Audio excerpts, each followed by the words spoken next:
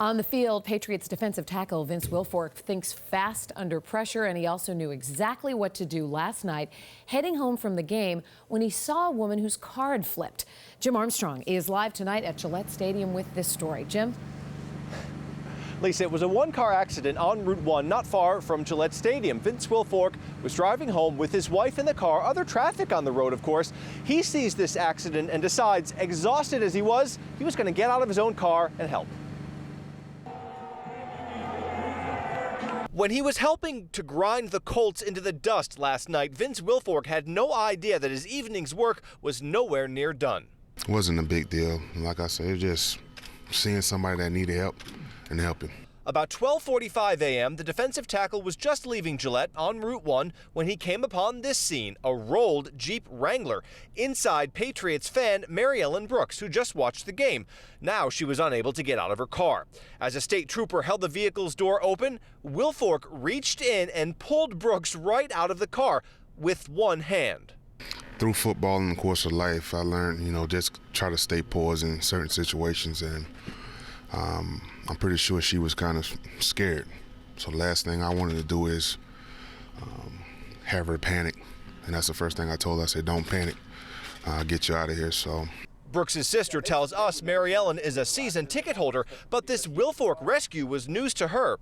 I'm kind of in shock because I didn't know anything about this. I actually was wondering where she was, but I assumed she slept at a friend's house. Once Wilfork made sure Brooks was safe, he took off, but that's when state police say they discovered Brooks had been drinking. Earlier in the day, she'd even posted on Facebook, "Okay, this'll be a test of my youth, already tailgating. Will I still be awake for the game?" The 38-year-old ended up under arrest, charged with OUI and with negligent operation of a motor vehicle.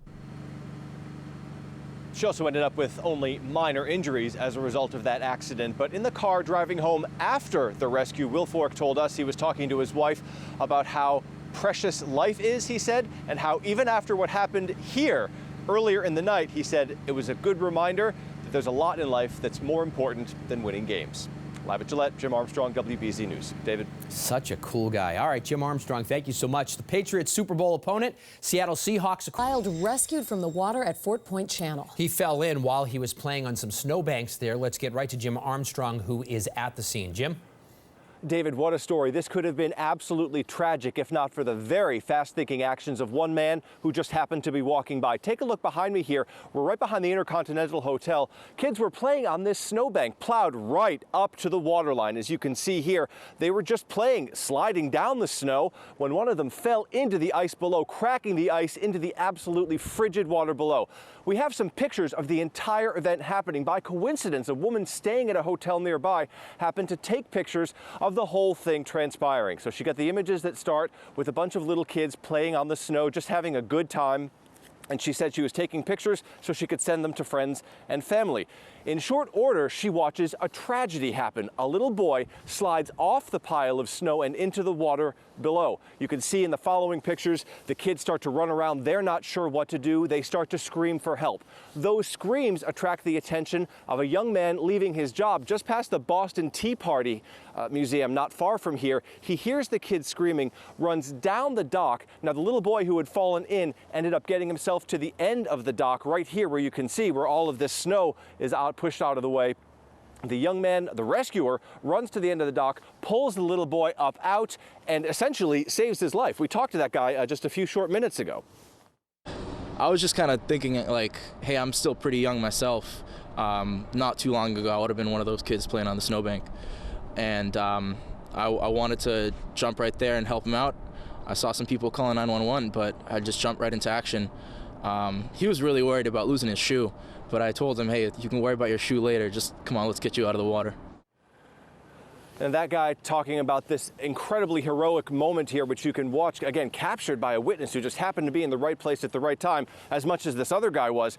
We can only estimate that the young boy was in the water for just a couple of minutes, but nevertheless, the threat of hypothermia is very real, so that was a concern that they certainly had. That young man was taken to Tufts Medical Center by ambulance. No word on his condition right now, but we're expecting to hear more from Boston Police and Boston Fire. So again, a remarkable story here of fast fast action, fast thinking, quick version of a story that could have been a much, much different one if that person hadn't intervened. We're live in Boston. Jim Armstrong, WBZ News. For homeowners. The risk of a residential roof collapse is actually very, very small, especially if the roof is pitched, and most are. The real problem comes from massive ice dams that easily form in your gutters.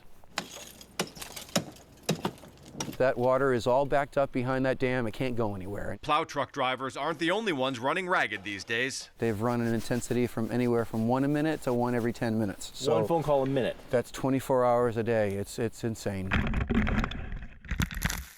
Roofers like this team simply can't keep up with the calls. I don't think I've ever seen it this bad, ever. This homeowner, who didn't want to go on camera, already has water pouring inside.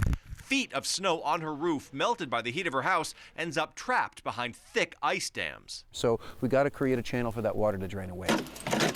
Across the street, a similar story. And we actually had enough ice last week that it ripped one of our gutters off. Josh Jacobs had to have his whole roof cleared last Friday.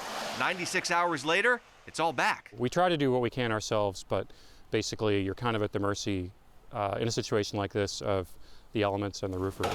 But even the experts are flat out. If you call Newton Roofing Residential today, they might get to you late this week. Maybe. But at this point, it's impossible for us to actually put a schedule together because the calls are coming in so fast.